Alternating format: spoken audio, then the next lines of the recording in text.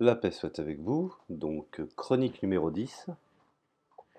Et dans cette petite chronique, je vais faire une réflexion, pas des moindres, réflexion du pourquoi, du comment. Alors je n'aurai pas bien entendu tous les éléments à pouvoir étayer dans cette chronique, parce qu'ils sont éparses et diverses. Pourquoi l'Union soviétique? Pourquoi en fait l'URSS, l'Union des républiques soviétiques socialistes, n'a pas pu continuer à survivre. Alors je vous passe effectivement les coups d'État, les influences intérieures et extérieures, mais euh, je voudrais juste expliquer quels sont les éléments comptables qui ont effectivement propulsé la chute de l'Union soviétique et de l'URSS, et plus particulièrement du système qui était en place, dont beaucoup d'experts à l'époque se gausaient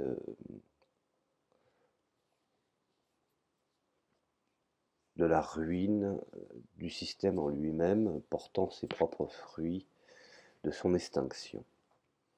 Alors, tous ceux qui, finalement, espèrent que l'humanité va poursuivre sa route vers le progrès, je dirais s'orienter vers le socialisme, ont été surpris, ils ont été même interpellés par l'échec des pays socialistes au XXe siècle.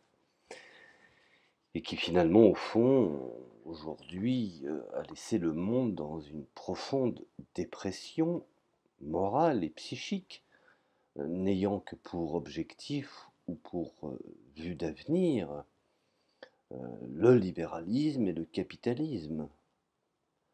Bref, l'autoritarisme d'un seul courant, comme étant l'élément, je dirais, incontournable et dont aucun ne peut, bien entendu, remettre en cause sa doxa.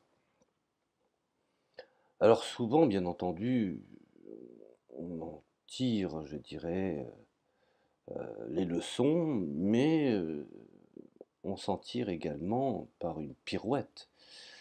Il faut noter que ces pays, ces régimes, quand on écoute aujourd'hui, depuis quelques décennies, des spécialistes de tous bords, qui émettent le doute que ces pays n'auraient pas été vraiment socialistes.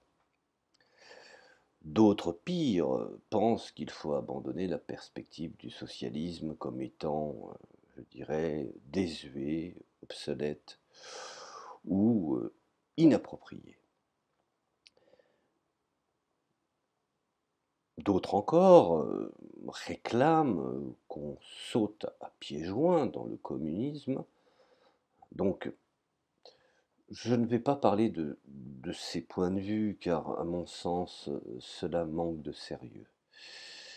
La grande problématique de ce monde, c'est que nous sommes dans le slogan et nous n'apportons pas réellement, pour ce qu'il en est des adeptes du socialisme, de mon point de vue, des réponses, je dirais, apaisées, réfléchies et objectives. Donc, je reviens sur les pays socialistes. Alors, étaient-ils vraiment socialistes? Certes, ils ont disparu, sauf aujourd'hui, je dirais, deux républiques à l'est de l'Ukraine, donc en l'occurrence la République populaire démocratique du Donbass et la République démocratique et populaire de Lugansk. D'autres encore prétendent effectivement que d'autres pays encore étant attachés à une certaine forme de socialisme passéiste, que peut-être par exemple la République populaire démocratique de Corée, Cuba, et qui actuellement, je suis forte de constater, manifestement, accomplissent une véritable résilience. mais finalement, au fond, dont l'avenir est non seulement incertain, mais menacé. Nous avons également la République populaire de Chine, du Vietnam et du Laos, voire même on peut, je dirais, qualifier le Bélarus de Loukachenko comme des pays, je dirais, à vieille structure de l'ancien pacte de Varsovie, vieille structure communiste. Bien que je mettrai un bémol car ils sont revenus à l'économie de marché et ont réintroduit, n'ayons pas peur de le dire, le capitalisme. Mais dans cette nuance qu'ils ne lui ont pas laissé les clés du pouvoir. Bien entendu, pouvoir politique. Vous savez, c'est ce que j'avais expliqué dans des audios précédentes, où la différence entre le modèle gorbatchevien et le modèle chinois, c'est que Gorbatchev a libéré le politique et l'économique s'en est suivi. Or, les Chinois ont libéré l'économie tout en maintenant, je dirais, une force cadenassée sur le politique. Bon. Ce qui, bien évidemment, les conséquences sont, je dirais, différentes. Nous avons également plusieurs pays latino-américains et africains qui ont une politique sociale, je dirais, de redistribution avancée, qui pourrait faire penser à une certaine forme de socialisme, puisque finalement, au fond, le socialisme n'est que l'idéologie intrinsèque au social, et qui, bien entendu, provoque l'ire de la bourgeoisie mondiale et l'hystérie de sa presse à ses ordres. Mais qui ne s'attaque pas directement à la propriété privée des moyens de production pour qu'on puisse rattacher au socialisme? Souvenez-vous, en d'autres temps, en d'autres lieux, il y avait déjà des innovations qui, à l'époque, étaient très mal vues. Nous avons par exemple, je dirais, le cas du laboratoire yougoslave qu'on pourrait appeler le laboratoire du tâtonnement, puisque effectivement, Tito avait décidé que le socialisme yougoslave aurait une orientation révisionniste euh, un peu différent de celui de l'Union soviétique de l'époque, pour deux raisons. La première, c'est que les Yougoslaves ne se sont pas laissés faire d'être mis sous tutelle de l'Union soviétique, car c'est eux qui ont libéré leur propre pays, donc ils ne voulaient pas se laisser dominer, ce que je peux comprendre. Ensuite, c'est la conception, effectivement, d'un certain marché autogéré dans certains domaines d'activité tels que l'artisanat, le commerce, etc. Donc, les choses sont plus nuancées. C'est pour cette raison que je ne rentrerai pas dans la dynamique de propagande qui, aujourd'hui, est devenue une forme, je dirais, d'imposture de réflexion que tout le monde braille à qui mieux mieux.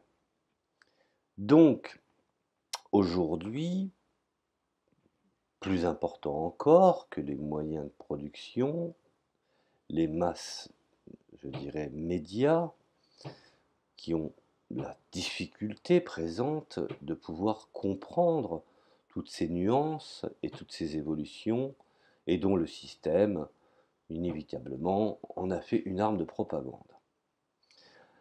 Alors, globalement, il nous reste, en tenant compte de ces expériences, présentes et passées bien entendu, dont certaines étaient en fait assez réussies pour produire le bonheur plus répandu, si on croit les regrets formulés à cet égard en Europe de l'Est et en ex-URSS, ça poserait problème, c'est qu'effectivement, on peut constater que quand nous voyons les gens regretter les avantages sociaux qu'il pouvait y avoir, on se dit que finalement, au fond, tout n'était pas à jeter. Et donc, comment proposer finalement, au fond, aujourd'hui, un schéma d'un socialisme réel, comme le définissait particulièrement Alekhine dans le socialisme de Marx. Donc, toute la question est de savoir si le socialisme a succombé davantage à ses contradictions internes ou par le fait d'une pression extérieure. Alors, si on analyse l'épiphénomène d'un peu plus près, si on fait un diagnostic, on s'aperçoit que les choses sont tout à fait différentes. Alors, si le socialisme a succombé à ces défaillances internes, il faut les localiser et prévoir, je dirais, une organisation politique nouvelle, capable de les neutraliser, voire même d'inverser, je dirais, les processus. Alors, la principale contradiction interne du socialisme, soyons honnêtes, a été, je dirais, la production d'un groupe social spécifique, distinct des reliquats de la bourgeoisie antérieure à la Révolution. Et bien entendu, gardant toujours dans sa besace l'intérêt au retour au capitalisme.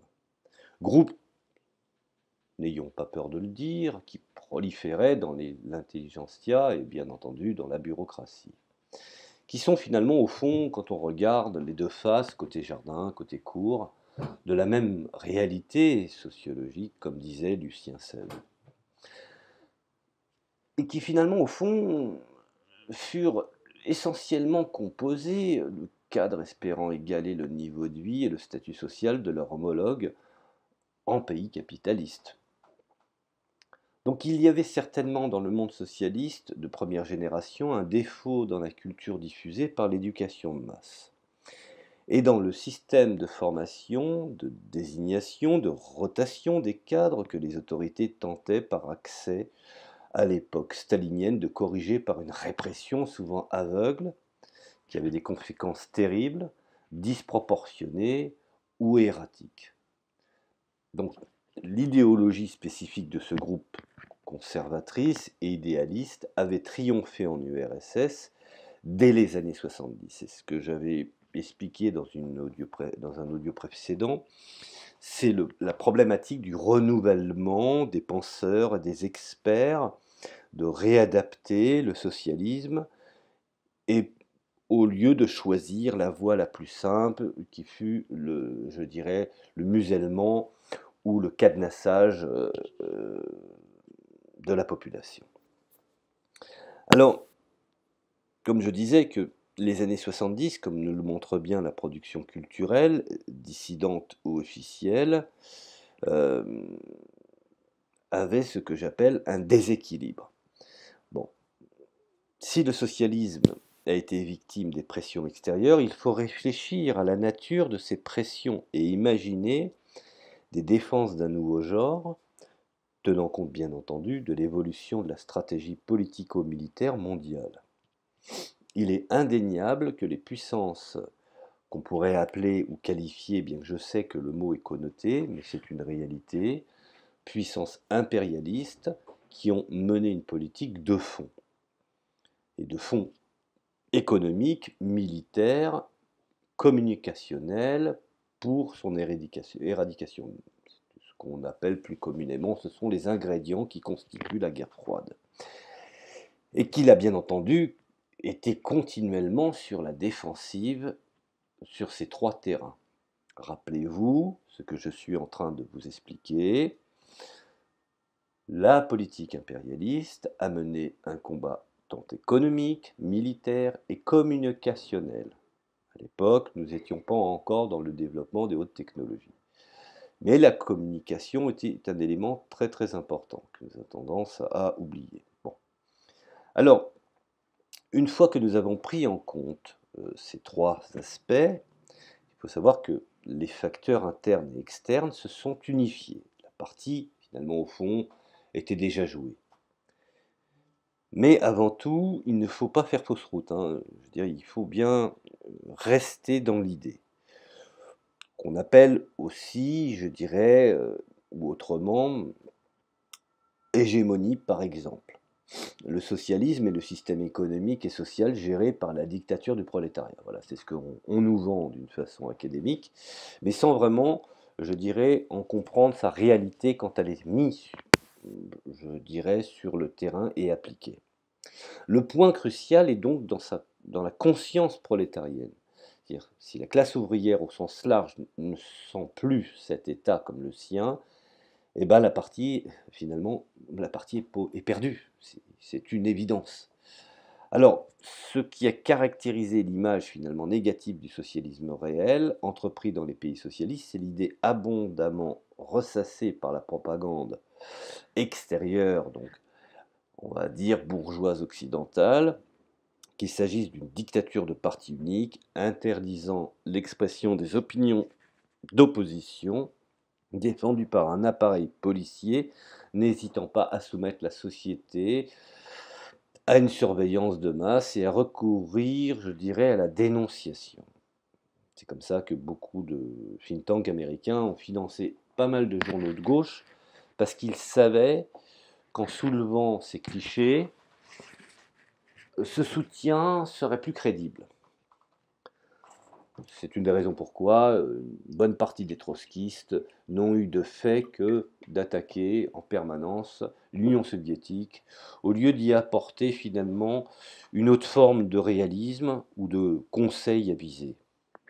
Alors, vous me direz, il est très facile de refaire l'histoire une fois qu'elle est passée. Maintenant, ce ne sont que des réflexions personnelles, hein. C'est d'essayer de trouver un judicieux, je dirais, équilibre, ou même une voie, je dirais, une voie parallèle au modèle qu'aujourd'hui on voudrait nous vendre comme étant le seul et l'unique valable sur cette planète. Donc, ce que je suis en train d'expliquer finalement, c'est que dans ces conditions, est-ce que on peut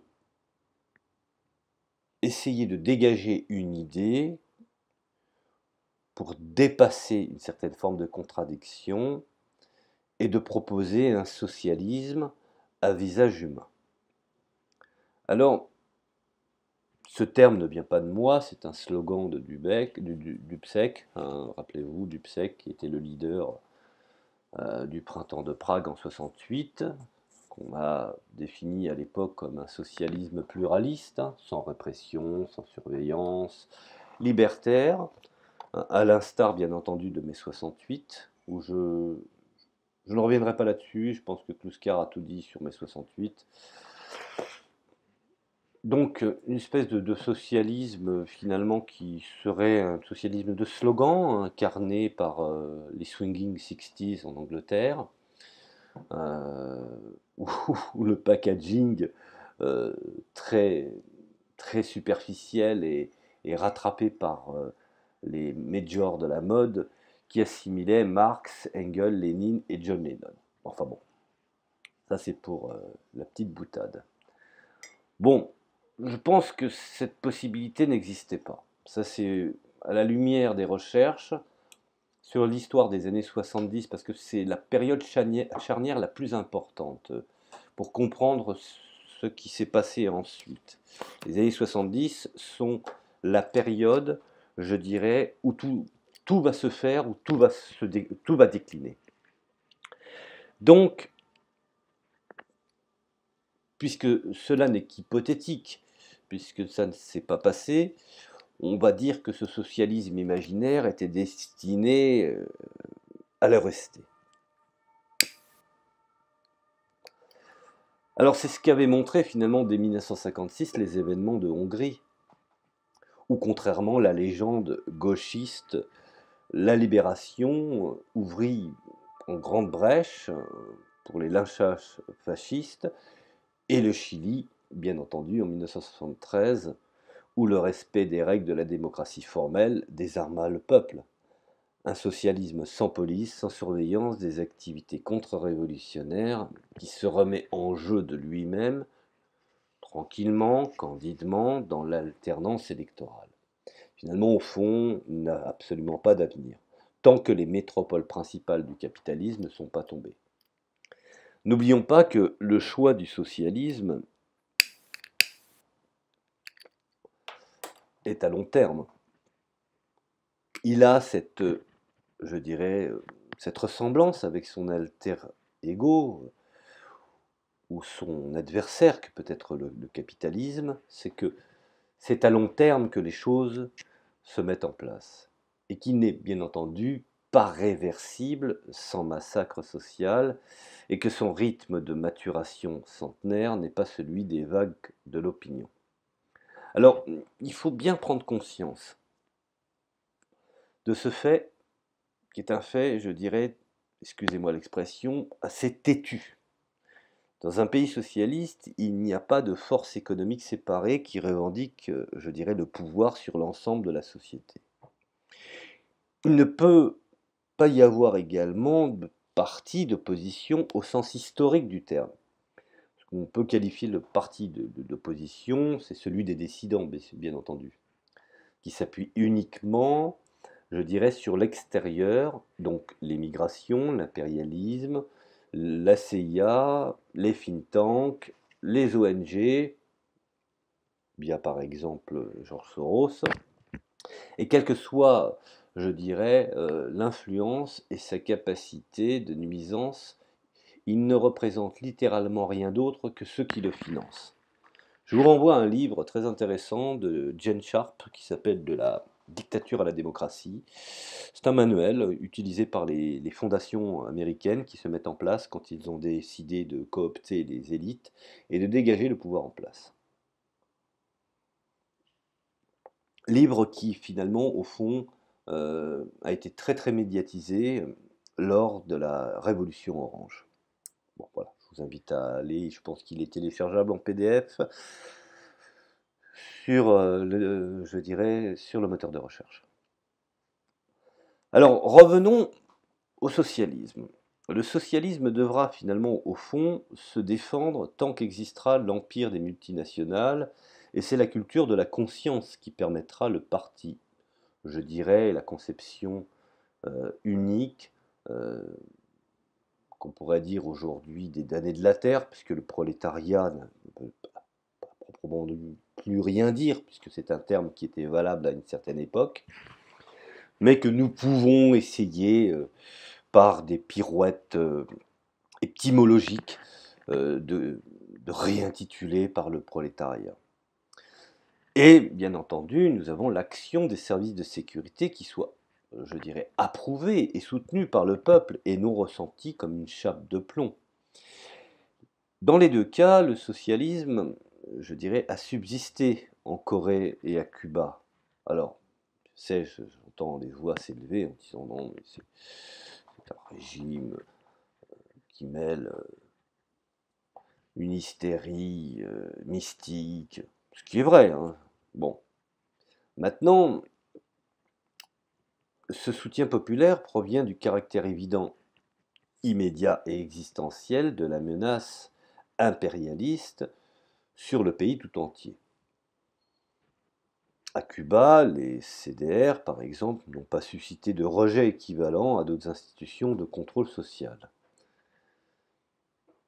Dans d'autres pays, sans doute parce que, je dirais, ce quadrillage s'enracine dans une certaine volonté populaire et publique de défendre la population contre les agressions impérialistes évidentes. Alors, en annexe, je voudrais vous dire que j'emploie certains mots, n'y voyez pas un sens haineux à l'égard de l'Occident ou à l'égard de l'Orient.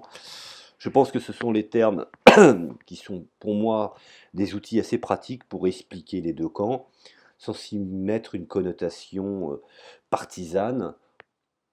Je ne suis pas anti-occidental, bien loin de là, et je n'ai rien contre l'Orient également. Donc que les choses soient claires là-dessus, et en plus, il faut admettre, tous les penseurs du socialisme sont nés en Occident. Donc, que les choses soient claires là-dessus. Bon, maintenant, ceci étant, puisque j'ai bien précisé mon propos, euh, revenons justement dans ce souci d'un socialisme dynamique, mais malheureusement minoritaire, et de tenir un peuple indifférent, voire hostile en grande partie, comme par exemple l'Allemagne post-nazie.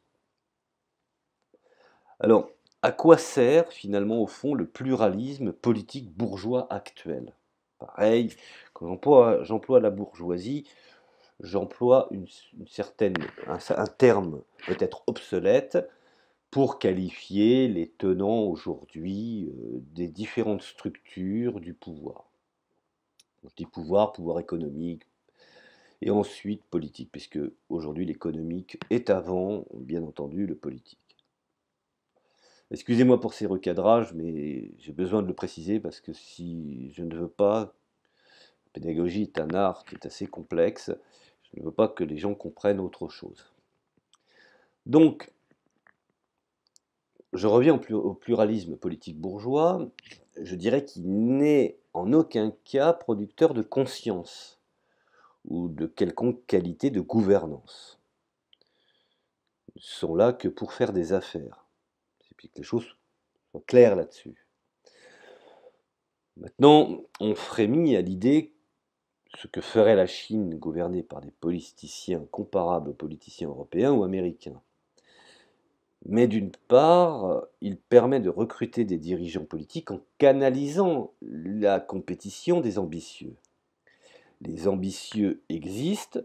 Je vous renvoie à un audio précédent sur la politique économique chinoise,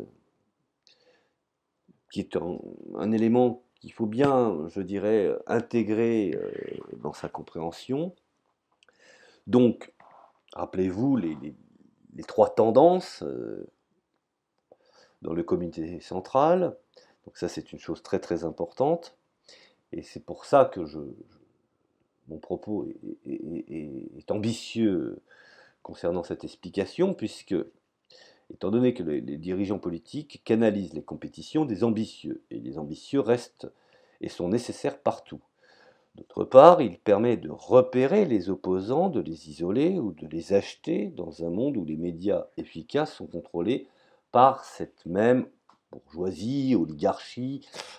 Après, c'est à vous de mettre les termes réactualisés.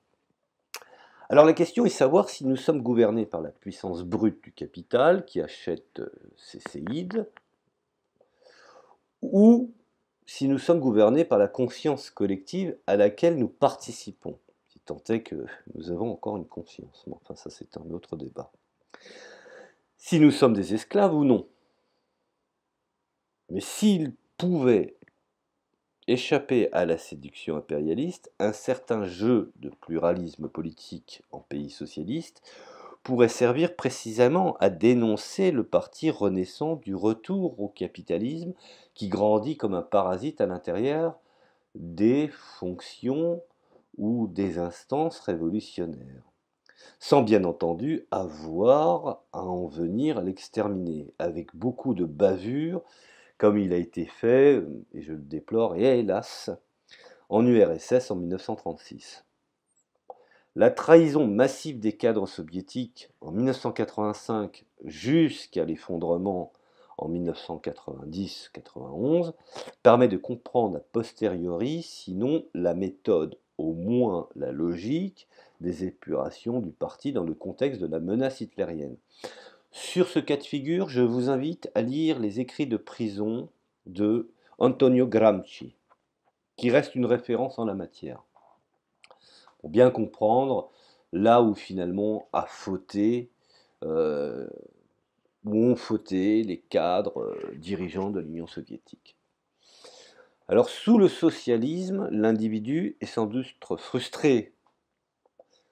C'est souvent, je dirais, le reproche, et à juste titre, hein, on fait à ces régimes, je n'aime pas trop le mot, mais bon, je n'ai pas trouvé un autre mot pour expliquer, mais c'est le fait qu'on reproche que il y a une certaine frustration des biens et des désirs matériels immédiats. Mais il en est en réalité beaucoup plus libre que sous l'influence de la marchandise. Je vous renvoie également à Guy Debord pour vous étayer ce qu'on appelle la société du spectacle, avec cette, comme disait Francis Cousin, euh, l'imposture de l'aliénation de la marchandise. Donc, car sa personnalité n'est pas rongée de l'intérieur par la réification marchande. Elle n'est pas le jouet des calculs constants du marketing pour le faire courir après les miroirs aux alouettes, élaborés bien entendu par la publicité marketing des multinationales. Mais il ne le sait pas, il l'ignore, il a le nez sur le guidon, et, ou alors le nez sur la vitrine. Ça serait peut-être plus... Le mot serait plus au fait. Ou plutôt, la plupart des intellectuels soviétiques, par inertie, c'est ce que j'expliquais justement, inertie idéologique, bourgeoise, ont utilisé cette liberté pour une rêverie réactionnaire qui les a fait tomber tout crus, je dirais, dans les filets de l'impérialisme. Alors, l'image du socialisme comme bagne spirituel est sortie de la féconde imagination littéraire de l'intelligentsia bourgeois opprimé dans ses rêves de grandeur par le prolétariat. Et ces pays étaient loin d'être un bagne pour les travailleurs, mais les intellectuels organiques de la bourgeoisie ont su façonner l'histoire à leur manière. Regardez, je cite l'exemple de Solzhenitsyn, dont le tapis rouge lui était, je dirais, déroulé quand il était question de l'archipel du Goulag. Mais qui a entendu parler de Solzhenitsyn cette dernière décennie, ou de Zinoviev, qui ont reconnu eux-mêmes d'avoir été finalement les sinistres idiots utiles de l'histoire de l'adversaire. Je vous invite à faire des recherches sur Solzhenitsyn et sur Zinoviev et vous verrez que ils ont été, leurs derniers ouvrages particulièrement, ont été très très virulents à l'égard du capitalisme et émettent justement le regret de se dire que si leurs travaux avaient été utilisés pour détruire l'Union soviétique, alors ils seraient peut-être abstenus, voire nuancés dans leur, je dirais, dans leurs recherches et dans leurs travaux. Bon, enfin, ça, c'est un autre problème. Donc, je parlais justement des intellectuels qui, finalement, se sont laissés bluffer ou qui ont, je dirais, accepté la séduction de la marchandisation et de l'argent. Donc, l'individu bourgeois est élevé dans l'illusion messianique de son destin exceptionnel. Il estime que sa liberté se trouve en tout ce qui facilite cette illusion. Il se rebelle si on l'empêche de la poursuivre. Les classes populaires ne sont pas composées de ce type d'individus projetés hors de soi dans un rôle et pour lequel, bien entendu, le bien n'a de sens que s'il est un bien de vanité, de gloriole, d'ostentation. Bref, le socialisme permet le développement de l'individualité de tous et des prolétaires, ce qu'on appelle aujourd'hui les damnés de la terre, avant tout, dont effectivement le désir sous-jacent au bourrage de crâne marketing bien organisé n'est pas d'écraser les autres prolétaires, mais de participer à la grande coopération de l'imposture créatrice. Car, finalement, au fond, c'est par là que la discussion collective éclairée par le parti qu'il a lui-même créé que le prolétariat devrait normalement accéder petit à petit à la conscience sociale, qui est supérieure à la conscience romanesque, romancée ou aliénée à la Madame de Bovary, qui occupe la tête des étudiants et des cadres bourgeois. Le prolétariat dans la Bible est voué éternellement à couper le bois et à porter l'eau. C'est un fait. Jusqu'à la Révolution, il reste humble et surtout un instrument de l'ambition du confort des classes cultivées. Seul le socialisme permet aux coupeurs de bois et aux porteurs d'eau, qui a tout créé de l'humanité, de vivre humainement, car il en a, je dirais par le fruit de son travail, mis la réalité matérielle. Les expériences du socialisme ne peuvent être jugées qu'à l'aune de la totalité du temps historique. Dans un premier temps, cette libération se produit, je dirais, au détriment de la production, car le prolétariat ou les damnés de la terre affranchis a tendance à se partager la plus-value ou à cesser de la produire. Mais après l'étape d'adaptation, la classe exploitée deviendra, comme le pensait Marx, la nouvelle force productive inépuisable et gratuite, car elle décidera elle-même de l'emploi de la plus-value pour le bien commun de l'humanité.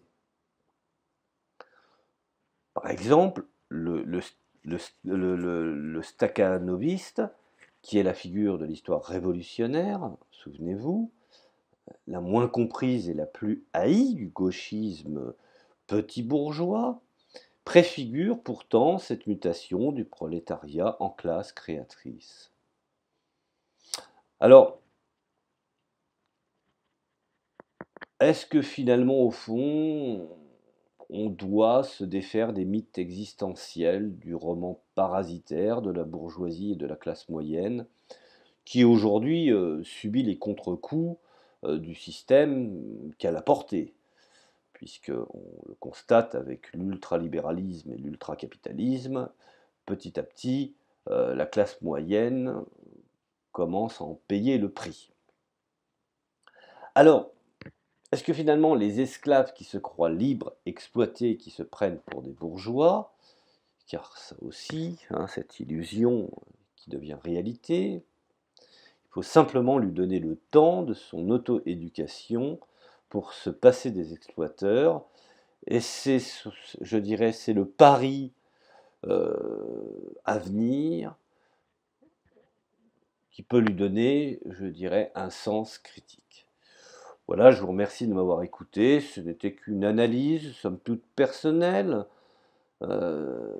sur la chute d'une part de l'Union soviétique, l'explication aussi de l'effondrement de la plupart des régimes socialistes euh, dans les pays où effectivement, au sorti de la Seconde Guerre mondiale, cette, je dirais, conception étatique et nuancée s'est mise en place dans les différents, je dirais, pays.